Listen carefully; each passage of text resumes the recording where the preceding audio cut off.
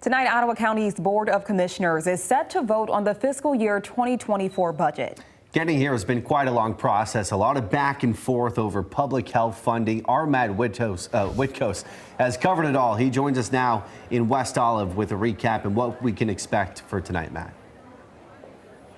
Max and Jamie, we've been covering this for weeks, that Ottawa County Health Department is facing significant cuts to programs that offer immunization, communicable diseases, and health and nutrition. These proposed cuts has brought in a lot of people out here to oppose these cuts. As you can see behind me, at least 100 people are behind me here urging for more funding to the public health.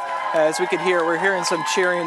We're seeing that County Commissioner Doug Zylstra is here. He's been very adamant about these cuts, that they should not go through and that more funding should be provided to the public health department. There's also a number of public health employees here. They're also going to be urging county commissioners to fully fund their department.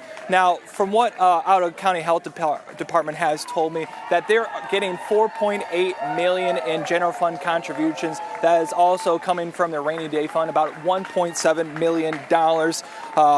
That's up from the $2.5 million contribution. Chairperson Joe Moss, who had suggested during a finance committee, Moss said he would like to see public health funding to pre-COVID levels. That set up a ripple effect.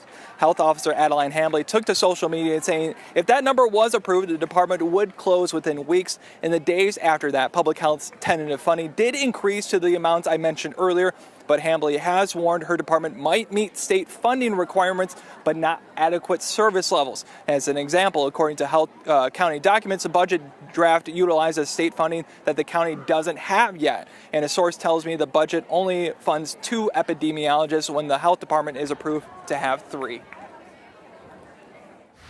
We need to be funded at an appropriate level so we can continue the services. We shouldn't have to rely on the state to help fund us. This is a very wealthy county.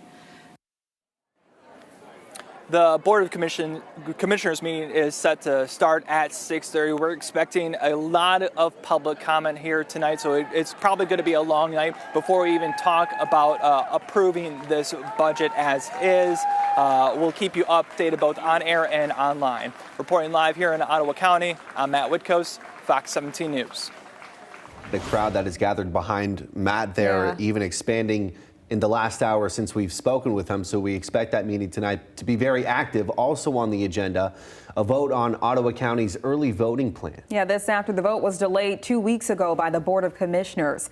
At the time, Chairman Joe Moss said he had a number of questions about the plan that he wanted to square up before a vote. We spoke to Ottawa County Clerk Justin Roebuck this afternoon. He says since the last meeting, they've had a number of productive conversations in order to come to a finalized agreement. Now, out of those conversations came an amendment with 3 additions. 1, the addition of security cameras at each early voting site to add surveillance on secured rooms where elections equipment and materials are kept. The second, an online wait management page on the website so people can see projected wait times at the early voting sites. And the third, something that was discussed extensively at the last board meeting, watermarked ballots. Now, initially, Clerk Roebuck said they weren't sure they would be able to get enough of the proper paper stock to provide watermarked ballots countywide. He says since then, they've been able to come up with other solutions to make that happen. We're in a challenging time right now for our voters and for our community in many, many different ways. But what I think is exciting is we can all come together and agree on something like a plan like this, right? We can all get behind a couple of very, very common interests that we have, right? Which are free and fair elections and the process to administer those elections in a way that's convenient for our voters. So I am anticipating that we will have support tonight and certainly hope that that is the case. The original agreement also includes plans for 4 early voting sites, funding for 1 full-time elections logistics specialist and 1 temporary elections logistics assistant. Clerk Roebuck says he is confident this plan will pass tonight, but if it doesn't, his office has been preparing backup options. This early voting plan is a requirement after Michigan voters passed Proposal 2 last November, which, among other things, creates 9 days of early voting.